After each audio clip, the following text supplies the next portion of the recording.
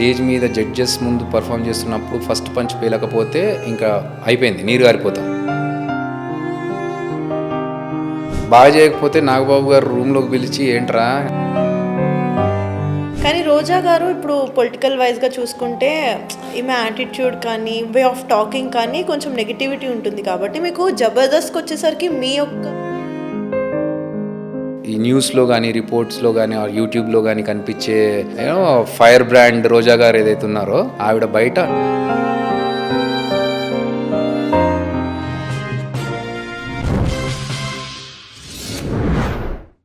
Hi hello viewers, welcome to social post TV. నేను మీ శ్వేత.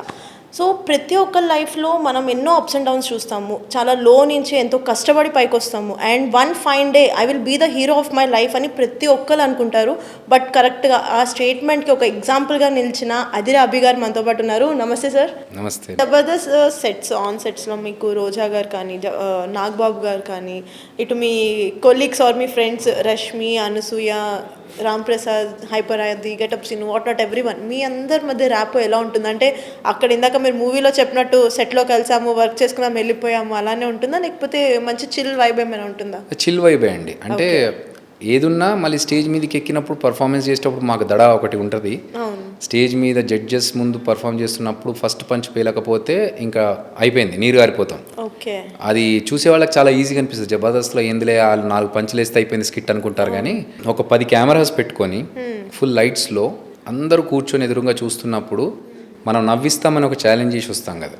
ఆ నవ్విస్తామని ఛాలెంజ్లో వచ్చినప్పుడు ఒక్క పంచ్ పేలకపోతే ఫస్ట్ పంచ్ ఆ ఇంపాక్ట్ మిగతా పంచెస్ మీద పడుతుంది. ఇప్పుడు నెక్స్ట్ దాన్ని నవ్వుతారా నవ్వరా అనే ఒక సబ్ కాన్షియస్ మైండ్తో పర్ఫార్మెన్స్ ఉంటుంది. సో అలాంటి టెన్షన్లో స్టేజ్ మీద వరకు బాగా చేయకపోతే నాగబాబు గారు రూమ్లోకి పిలిచి ఏంట్రా ఆటలు అనుకుంటున్నారా జబర్దస్త్ అంటే అది చెప్పి తిట్టి ఆయన క్లాస్ బిక్తారు. సో ఈ టెన్షన్ వరకు అది షూట్. అది కాకుండా ఫంక్షన్స్లో కానీ మేమందరం కలిసి బయటకు వెకేషన్కి వెళ్ళినప్పుడు ఒకసారి గోవాకి వెళ్ళాము, లేదంటే వేరే అందరం కలిసి ఒక చెన్నైకి వెళ్ళినాము, ఒకసారి కలుసుకొని తిరుగుతూ ఉంటాం. బాబు గారి ఇంట్లో బర్త్డేకి అటెండ్ అవుతాము, నా రోజా గారి బర్త్డేకి అటెండ్ అవుతాం. సో అలా కలుసుకున్నప్పుడు అసలు అది ఒక జడ్జ్, ఒక కంటెస్టెంట్ ఇవన్నీ ఉండవు. వి ఆల్ ఆర్ ఫ్రెండ్స్ అన్నట్టుగా ఉంటాం. అంటే అంత జోవియల్గా మాట్లాడుతూ నవ్వుతూ టైం తెలీదు, అలా గడుస్తూ ఉంటుంది. అబ్బా ఇలాంటి రోజు పెట్టుకుంటే బాగుంటుంది కదా ఇలాంటి మీటింగ్స్ అని అనిపిస్తూ ఉంటుంది. కానీ రోజా గారు ఇప్పుడు పొలిటికల్ వైజ్గా చూసుకుంటే ఈమె యాటిట్యూడ్ కానీ వే ఆఫ్ టాకింగ్ కానీ కొంచెం నెగిటివిటీ ఉంటుంది కాబట్టి మీకు జబర్దస్త్కి వచ్చేసరికి మీ యొక్క యాక్ట్ సెట్స్లో ఆమె బిహేవియర్ ఎలా ఉండేది? ఆమె టోటల్లీ ఆపోజిట్. మీకు ఏదైతే ఈ న్యూస్లో కానీ రిపోర్ట్స్లో కానీ యూట్యూబ్లో కానీ కనిపించే ఫైర్ బ్రాండ్ రోజా గారు ఏదైతే ఉన్నారో ఆవిడ బయట టోటల్లీ ఆపోజిట్. షీఈస్ ఎ లవబుల్ లేడీ.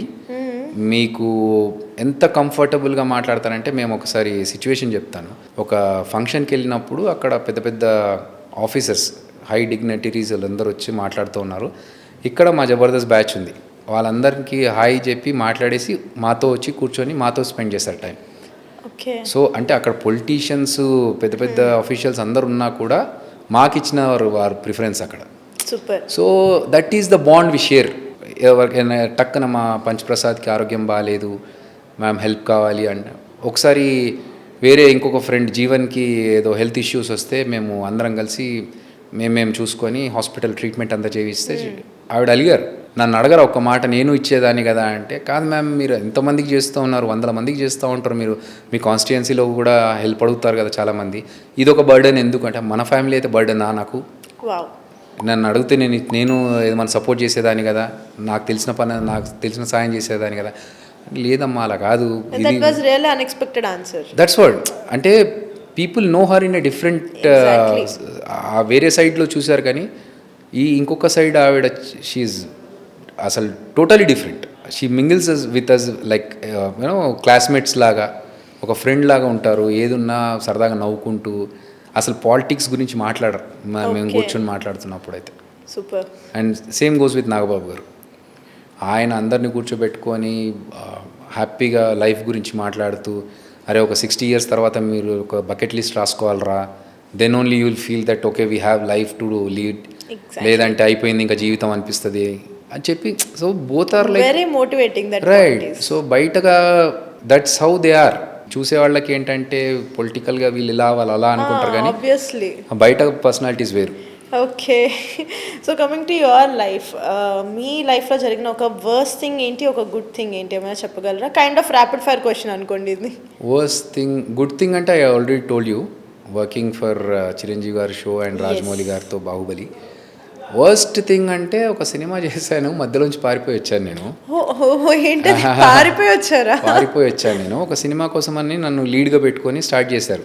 చెప్పినప్పుడు స్టోరీ వేరు, అక్కడికి వెళ్ళిన తర్వాత షూట్ చేస్తున్నప్పుడు కొంచెం వేరే వేరే డైలాగ్స్ వస్తూ ఉన్నాయి. అమ్మాయితో మాట్లాడుతున్నప్పుడు డిఫరెంట్గా వెళ్తుంది స్టోరీ. ఇది కాదు కదండి మీరు నాకు చెప్పింది అంటే, ఇప్పుడు ట్రెండ్ ఇలాగే ఉంది, వి చేంజ్ రీట్ అంటారు. అది కాదు సార్, ఎంత ట్రెండ్ చేంజ్ అయినా కూడా నాకు ముందు చెప్తే అవి కూడా బీన్ చేయాలా వద్దని డిసైడ్ చేసుకునేవాని కదా.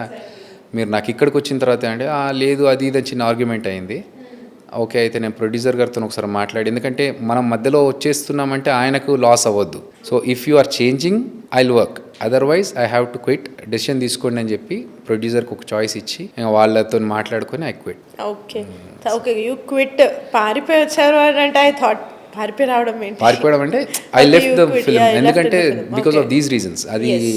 అది చేయకపోవడం చాలా మంచిది అయిందని నేను స్ట్రాంగ్గా బిలీవ్ చేస్తాను. Might be. సో మీరు లైఫ్లో ఎవరికి తెలియని ఒక సీక్రెట్ ఏమైనా ఉందా? సీక్రెట్గా ఇప్పుడు ఇక్కడే ప్రభాస్ గారు అంటారు కదా, ఎందుకు చెప్పాలి అని చెప్పేసి సీక్రెట్ అంటేనే సీక్రెట్ అది. So ya, secrets has to be maintain secretly. లైఫ్లో మనీ ఇంపార్టెంటా, హ్యాపీనెస్ ఇంపార్టెంటా, సెల్ఫ్ మన లైఫ్ సాటిస్ఫాక్షన్ ఇంపార్టెంటా అంటే ఏం చెప్తారు? I never give preference to money అండి. ఓకే. సో హ్యాపీగా ఉండడం అంటే your second and third question are interlinked. If you are satisfied you will be happy. Exactly. So for me satisfaction and happiness comes first priority. Super. Otherwise నేను ఇప్పుడు డబ్బే ముఖ్యం అనుకుంటే job చేస్తూ అమెరికాలో ఉండేవాడిని. So I left my US offer and stayed back in India. So what's your qualification? I did my MSc electronics, worked for Deloitte as a senior solution advisor. Next level promotion వచ్చి అమెరికాలో job offer చేస్తాం, ఇక్కడ నుంచి transfer చేస్తామంటే, అంటే నేను onsite వెళ్ళొచ్చాను, 4-5 సార్లు వెళ్ళొచ్చాను, యూఎస్లో వర్క్ చేసి వచ్చాను. నెక్స్ట్ ఇంకా నీకు నేను వదిలేస్తాను అన్నప్పుడు they gave me an offer, you know you work for 2 years in US, తర్వాత నువ్వు వచ్చేద్దు, డబ్బులు సంపాదించుకొని వచ్చేద్దులే అంటే, లేదు మా కోసం మమ్మల్ని ఎంటర్టైన్ చేయడం కోసం మీరు ఇక్కడ మమ్మల్ని ఎంటర్టైన్ చేయడం అనేది డెఫినెట్లీ ఉంది, బట్ సెల్ఫ్ సాటిస్ఫాక్షన్ అనేది కూడా ఒకటి ఉండాలి మనకు.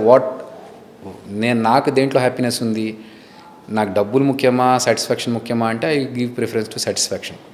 సాటిస్ఫాక్షన్ లేకపోతే డబ్బులు ఎన్ని పెట్టుకున్నా మనకు నిద్ర ఉండదు, దానివల్ల హ్యాపీనెస్ ఉండదు. So that is my answer. So coming to again Jabardasth, మీరు క్విట్ అయ్యారా అక్కడి నుంచి? నేను క్విట్ అయ్యాను. ఓకే, ఏమైనా ఇష్యూస్ అయ్యాయి? ఇష్యూస్ లేవండి. So every person will have a next level thoughts, level up అంటాం. సో మీరు యాంకర్గా చేస్తూ ఎన్ని సంవత్సరాలు ఉంటారు ఇక్కడ అనేది మీకు idea, like you will have a limit and every corporate question is what down the line of 5 years what do want to do అనేది. సో అలా పెట్టుకుంటాం మనం. ఓకే, ఇన్ని సంవత్సరాల తర్వాత మనం నెక్స్ట్ లెవెల్కి వెళ్ళాలి, ఇన్ని రోజులే నేను ఇక్కడ వర్క్ చేయాలి, దీని తర్వాత ఇంకొక లెవెల్కి వెళ్ళాలి, ఆ తర్వాత ఇంకొక లెవెల్కి వెళ్ళాలి అనేది మనం ఒకటి ప్లాన్ చేసుకోవాలి. ఓకే, ఆ ప్లాన్లో భాగంగానే చాలు కామెడీ చేయాల్సినన్ని రోజులు కామెడీ చేసాం, ఇంకా నెక్స్ట్ లెవెల్కి వెళ్ళాలి అంటే we have to take a step forward. Okay. So అలా వెళ్ళాలి అంటే ఆ సినిమాలోకి రావాలి, డైరెక్షన్ చేయాలి, యాక్టింగ్ చేయాలి మూవీస్లో అంటే నేను అక్కడి నుంచి బయటకు వస్తే కానీ నాకు అది పాసిబుల్ అవ్వలేదు. ఓకే, అంటే ఆల్మోస్ట్ ఇంచుమించు దగ్గర గ్యాప్లోనే సుధీర్ గారు మీరు అది కోఇన్సిడెన్స్, అది కొంచెం అది కాంట్రవర్సీ క్రియేట్ చేసింది. లేదు, అది కోఇన్సిడెన్స్. ఓకే, సుధీర్ కంటే ముందు నేను వచ్చేసాను బయటకి. That was a coincidence, proper coincidence. అది